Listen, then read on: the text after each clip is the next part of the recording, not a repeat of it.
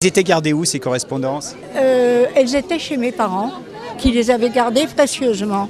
C'était au moment de la construction de Saint-Dié, et au moment où on ne savait pas ce qu'on allait faire à Saint-Dié. Et voilà, mon père avait une correspondance. Il n'avait qu'une idée, c'est que ce soit Le Corbusier qui reconstruise cette ville pour en faire une ville exceptionnelle, puisqu'il ne restait plus rien. On partait de zéro.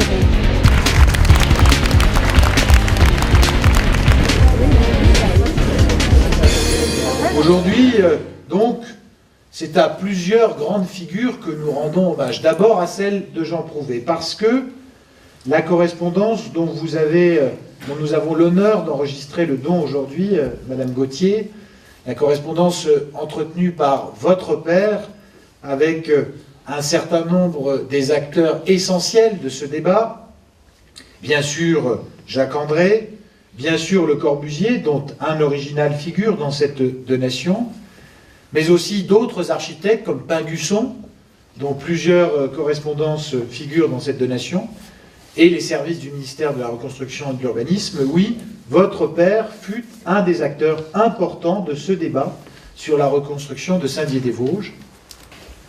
Merci donc à la personne qui nous permet de retrouver cet élément et de le retrouver dans le patrimoine de la ville de Saint-Dié-des-Vosges. C'était un élément de toiture et on reconnaît cependant dans cette architecture cet élément d'architecture qui est presque du second œuvre, on reconnaît la singularité de Jean Prouvé. On a plus l'impression d'avoir affaire à un élément d'avion par le fuselage qu'à un élément de toiture. Cette élégance, cette poésie du fer et du métal qui caractérise toute l'œuvre de votre père, on la retrouve incontestablement ici. Jean Prouvé, donc, on en a parlé tout à l'heure, c'est bien sûr maintenant quelqu'un qui a une renommée internationale. Il faut se rappeler qu'au départ, il est ferronnier de formation, c'est-à-dire qu'il se prédestine à réaliser des éléments de seconde œuvre, des rampes, des grilles en fer forgé, des éléments qui prennent part à l'architecture, mais qui ne sont pas... il n'a pas une formation d'architecte, il ne se prédestine pas à construire des éléments bâtis en tant que tels. Et en fait,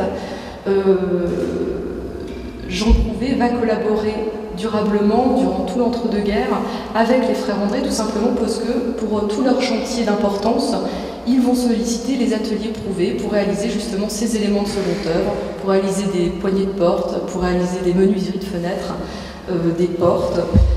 Et petit à petit, les frères André vont donner l'opportunité à Jean Prouvé d'étendre sa production, c'est-à-dire que d'une simple porte en fer forgé, il va pouvoir faire une vitrine entière d'un magasin. D'une menuiserie de baie, il va pouvoir faire un beau window, une véranda, et petit à petit, Jean Prouvé va un petit peu conquérir finalement le milieu de la construction.